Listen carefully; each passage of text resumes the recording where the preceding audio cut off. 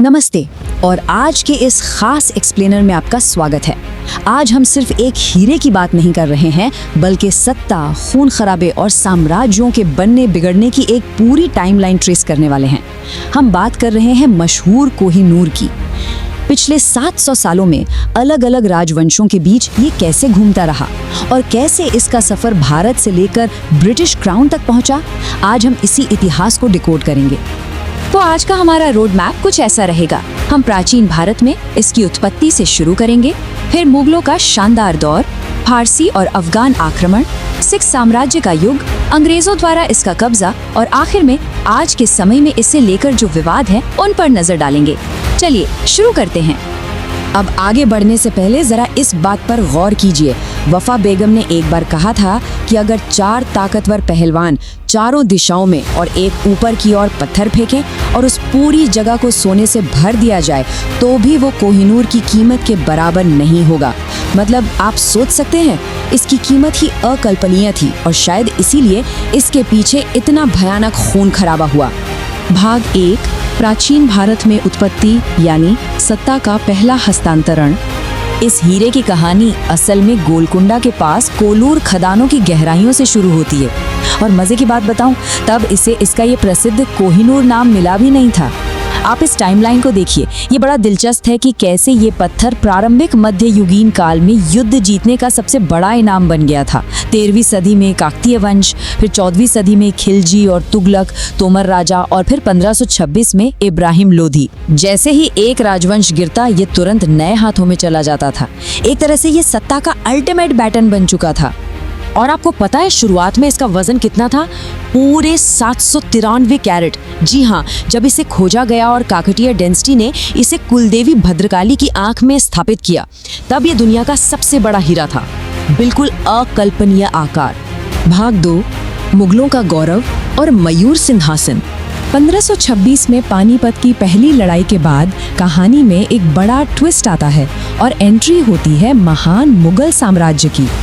मुगल वंश के संस्थापक बाबर ने अपने बाबरनामा में लिखा था कि इस हीरे की कीमत पूरी दुनिया को एक दिन का खाना खिला सकती है। ये हमारे पास इसका सबसे पहला लिखित प्रमाण है जो इसके जबरदस्त भू राजनीतिक मूल्य को दर्शाता है। लेकिन यहीं से एक बड़ी अजीब सी मान्यता सामने आने लगी, हीरे के शाप की बात। ऐसा माना जाने लगा कि ये हीरा पुरुष शासकों के लिए शापित है। इतिहास देखिए, बाबर, हुमायूं, शाहजहां, इन सब ने इसे हासिल किया और बदले में वनवास, विद्रोह या जेल की सजा पाई। और दूसरी तरफ अकबर थे, जिनके पास ये हीरा कभी नहीं रहा और उनका शासन सबसे लंबा और सबसे स्थिर रहा। है ना अजीब इत्तेफाक? खैर, अपने चरम पर शाहजहां ने इसे अपने शानदार मयूर सिंहासन के बिल्कुल ऊपर सजाया था। लेकिन उनके बेटे औरंगजेब ने सत्ता हथियाने के बाद एक बहुत बड़ी गलती कर दी। उसने इस 793 कैरेट के पत्थर को और निखारने के लिए एक मशहूर जौहरी को दिया और उस जौहरी की लापरवाही का नतीजा ये हुआ कि ये हीरा कटकर सिर्फ 186 कैरेट का रह गया। मतलब एक ही झटके में इतना बड़ा नुकसान। भाग 3, फारसी और अफगान विजय और हीरे का भारत से बाहर जाना। मुगल साम्राज्य अब भीतर से कमजोर पड़ रहा था और तभी ईरान से एक विनाशकारी बाहरी खतरा आ धमका। नादिर शाह, उसने दिल्ली में खूब लूटपाट की। फिर 1739 में एक बहुत ही चालाक पगड़ी बदलने की चाल के जरिए नादिर शाह के सामने मुगल सम्राट की पगड़ी से वो हीरा नीचे गिरा। उसकी चमक देखकर नादिर शाह के मुंह से बेसाख्ता फारसी का एक शब्द निकला, कोह-ई-नूर, यानी रोशनी का पहाड़। और बस यहीं से दुनिया को ये स्थायी नाम मिल गया। इसके बाद जो हुआ वो पूरी तरह से जियोपॉलिटिकल उथल-पुथल थी। नादिर शाह के मानसिक संतुलन खोने और फिर उसकी हत्या के बाद कोहिनूर ने अंतर्राष्ट्रीय सीमाएं पार करना शुरू कर दिया। 1739 में ईरान, 1747 में अहमद शाह दुरानी के साथ अफगानिस्तान और फिर 1813 में सत्ता से बेदखल होकर भागते हुए शाह शुजा के साथ वापस भारत। भाग 4, सिख साम्राज्य का युग, एक संक्षिप्त वापसी। तो हताश अफगान शासक शाह शुजा भागकर वापस भारत आ गया था। यहाँ शेर पंजाब महाराजा रणजीत सिंह ने उसे जेल से बचाया और बदले में कोहिनूर प्राप्त किया। महाराजा के दौर में इसे फिर से वो पुरानी अपार शान मिली। वो इसे त्योहारों में, यहाँ तक कि युद्धों में भी खुले तौर पर पहनते थे। बीमारी के वक्त वो इसे एक मंदिर को दान भी करना चाहते थे।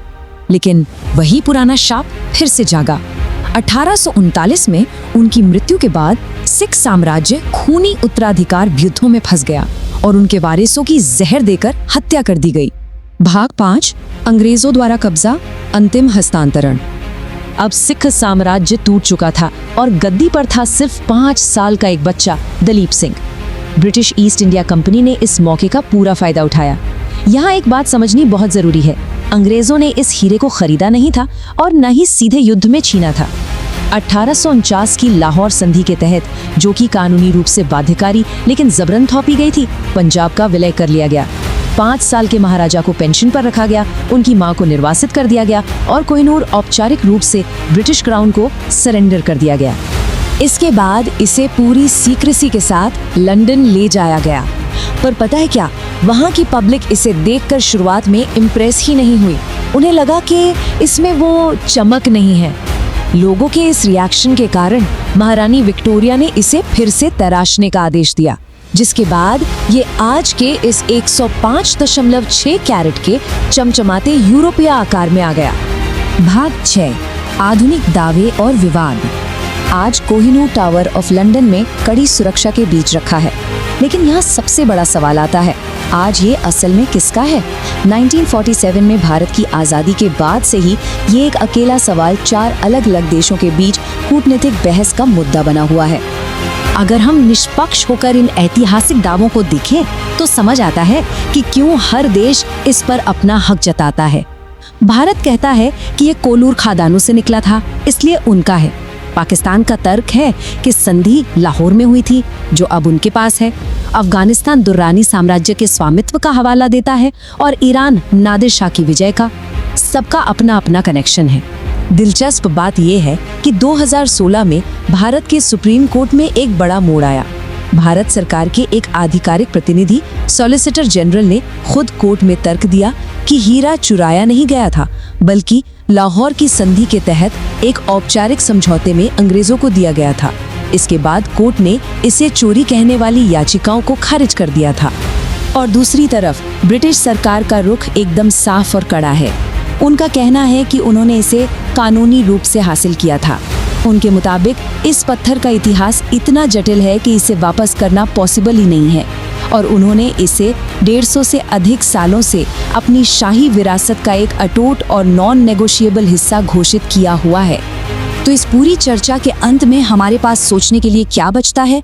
क्या 700 सालों का ये इतिहास, जिसमें विजय, कत्लेआम और लगातार बदलती सीमाएं शामिल हैं, उसे आज के आधुनिक कानूनों द्वारा कभी भी साफ सुथरे तरीके से सुलझाया जा सकता है? साम्राज्यवाद की आग में गड़ी गई इन ऐतिहासिक धरोहरों का असली मालिक आखिर कौन है? ये एक ऐसा सवाल है जो आपको सोचने पर मजबूर कर देगा। आज के इस एक्सप्लेनर में बस इतना ही। अगली बार तक के लिए सवाल पूछते रहिए और सीखते रहिए।